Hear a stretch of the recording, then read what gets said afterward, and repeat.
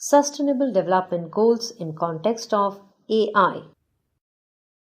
Computer vision based on satellite, drone, or even phone images can help farmers protect their crops and increase their yields by detecting plant damage early and getting recommendations on fertilizing, watering, and harvesting. IoT networks of small microphones combined with speech processing can detect chainsaw sounds in forests to detect and locate illegal activities.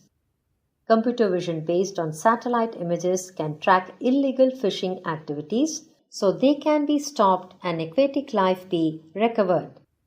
Natural language processing can help increase the quality and inclusiveness of education by giving students automated feedback on exercises and adapting their level of difficulty.